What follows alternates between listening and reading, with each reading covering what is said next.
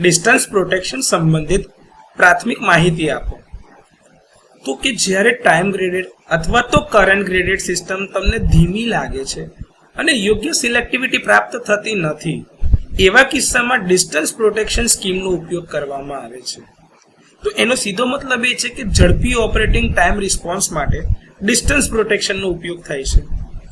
હવે આ distance protection જે છે એ ટ્રાન્સમિશન અને સબ ટ્રાન્સમિશન લાઇન માટે વ્યાપકપણે ઉપયોગમાં લેવાતી પ્રોટેક્શન સ્કીમ છે, જેમાં રિલે તેના સ્થાન અને ફોલ્ટ પોઈન્ટ વચ્ચેના ઇલેક્ટ્રિકલ અંતર એટલે કે ઇમ્પિડન્સના આધારે કાર્ય કરે છે.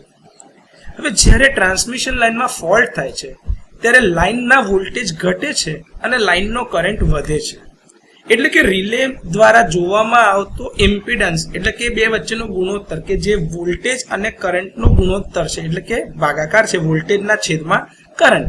તો વોલ્ટેજ ઓછો થયો અને કરંટ વધી ગયો, એના કારણે ઇમ્પિડન્સ ઓછો થઈ જાય છે. તો રિલે આ ઇમ્પિડન્સને માપે છે અને એની તુલના એટલે કે કમ્પેરિઝન એ ચોક્કસ લાઇનની લંબાઈના આધારે જે ઇમ્પિડન્સ તમે સેટ કર્યો છે એ પ્રીસેટ મૂલ્ય સાથે એને સરખાવે છે.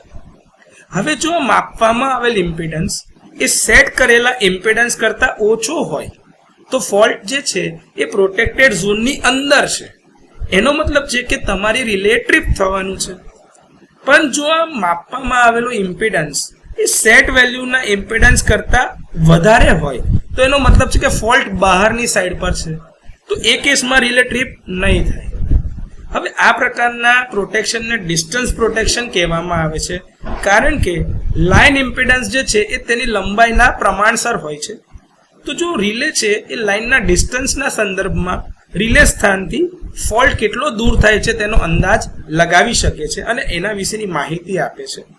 એટલે જ આ પ્રકારના પ્રોટેક્શનને ડિસ્ટન્સ પ્રોટેક્શન પણ કહેવામાં આવે છે.